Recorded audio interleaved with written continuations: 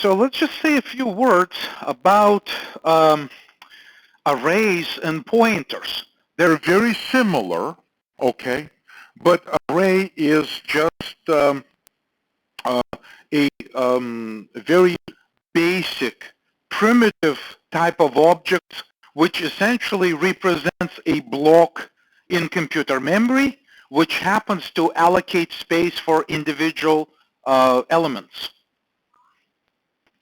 The pointer, of course, is more flexible. The pointer points to the element. The pointer knows the type of elements it's pointing to, right?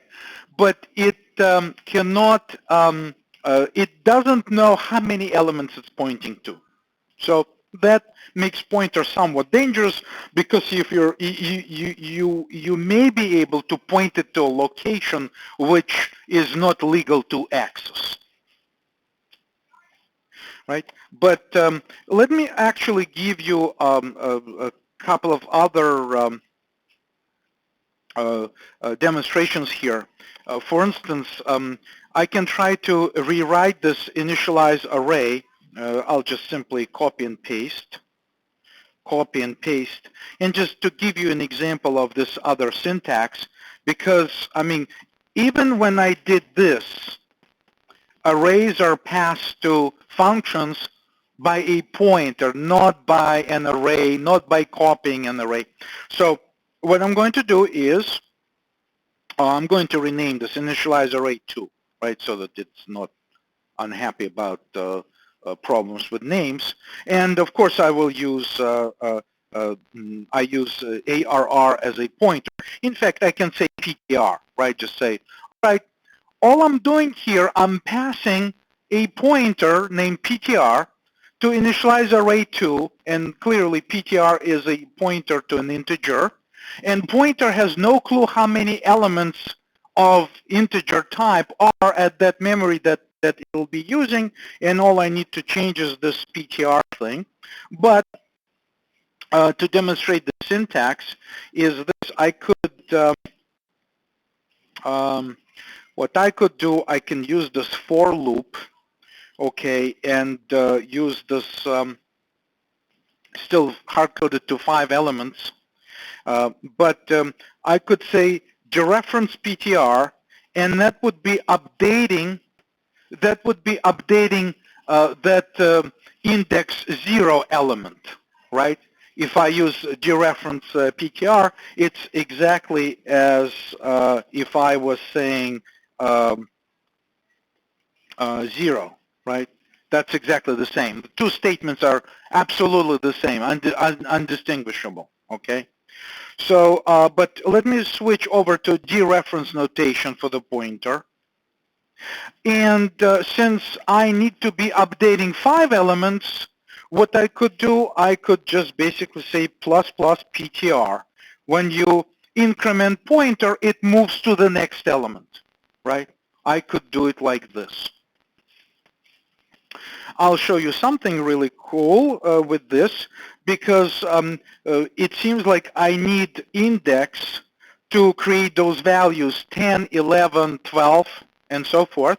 And I also need PTR to access individual elements in that array in the manner of dereferencing pointers. Many programmers will actually take this and place it right here in the array increment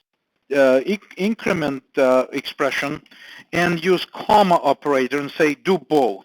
Okay, you can actually increment and decrement multiple variables by simply using a comma.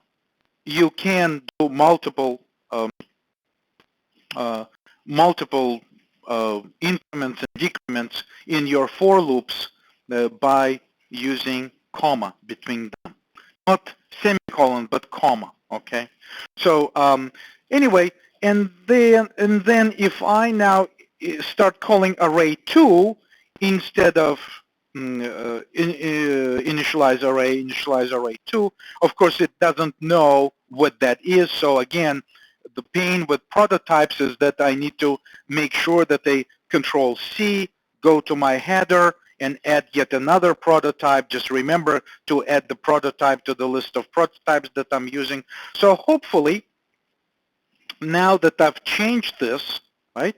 I've changed this to say, like I did, using the same loop, and then, but the whole point of demonstration is that instead of using square brackets, now I'm using PTR, which just a pointer to an integer, right? An array, we are dealing with an array of 5 integers, so we're exactly right about everything. So if I run it, ultimately, everything should be exactly the same, right?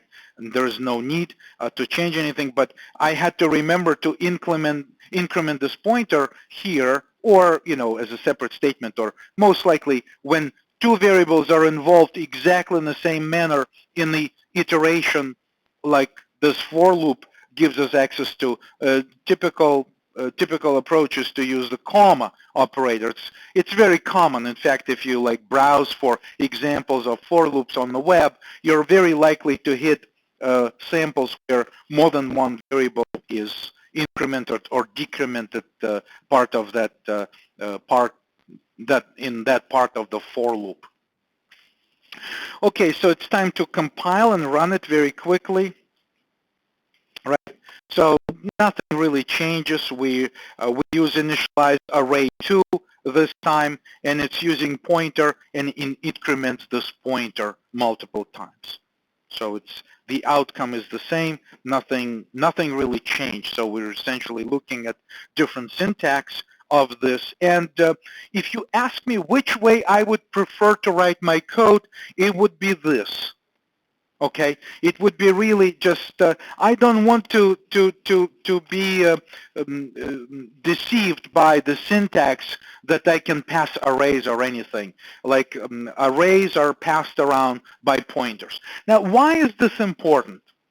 This is really important because besides having normal variables such as index, you would probably most of the time work with containers of elements such as this array 5 that we've created in main, right? So there is no any kind of principal difference really. If I can have a single integer, I can essentially have 5 of them, and each single one of them I can access by the index, right? But I mean, just remember that whichever way it happens, this and this is the same when index is 0, right? And when I attempt to do my little drawings with this new version of function init2, right? Let me just erase what I have so far. Right? With the new version of this function, and its new name is init2, what I do is that I have my array in our main function, and we now have this PTR, which basically gets the address of the first element. There's really nothing new. We've been doing this drawing all time since we started this morning, right? So, but this time when I say plus PTR, what happens is that when I increment the pointer knows the size of the element that it's pointing to. So the result of this is that it's going to begin to point to the next element. And the next time inside the loop I increment my pointer, it's going to point to the next element and to the next one, right?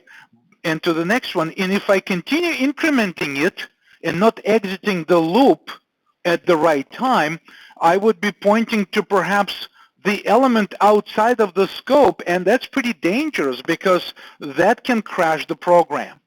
Okay, so, you know, when you increment the pointer, make sure that you're pointing to something that you can still legally access. But this would be like a huge problem right there.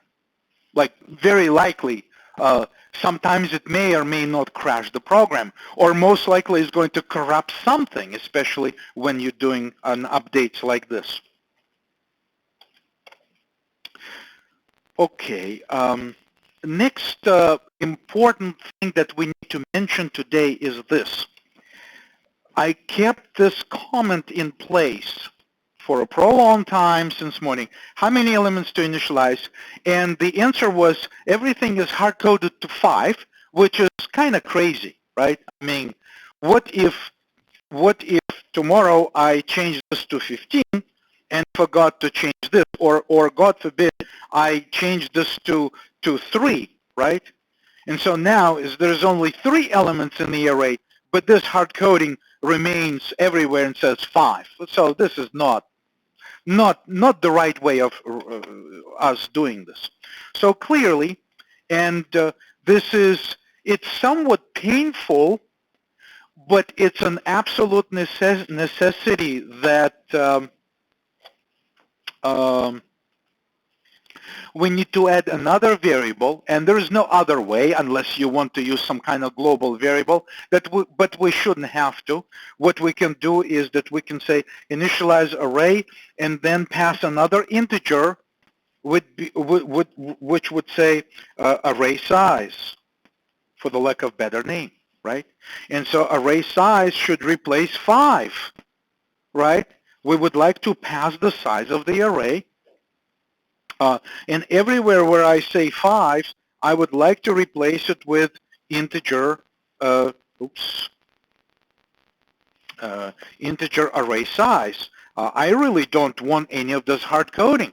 I just need another parameter, and print array is also similarly, right, integer array size, and get rid of hard coding of 5 elements as soon as possible. So now we can just basically say, okay, this is no longer a question or an issue. We can document our functions and be very open regarding the fact that we want to pass the number of elements because there is no other way.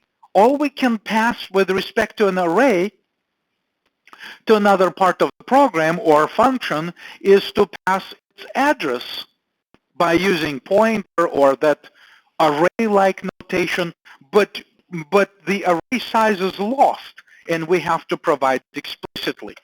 Now, what's painful about this is that we need to go, and I will just, again, display this side by side. And now, of course, I need to add this to my function prototype because each single prototype, because it's just function signature has changed, and so I need to keep my prototypes consistent. So that's kind of painful, right? Because you have to maintain both function prototypes and the actual functions, and it's not an unheard of to change the list of function parameters. It hopefully doesn't happen too often that we don't have to make this kind of change too often. But if it happens, remember, yes, every function prototype has to be updated, and of course we need to go to main, and here when we make our function calls, right, we can also say, I don't know, right now let's hard code it to 3, right? Hard code it to 3, just another hard coding, and test what happens. I really don't want to introduce any new variables inside main at this point anyway, because I want to experiment with just this change. The minimum change would be just to introduce array size to this code. All right,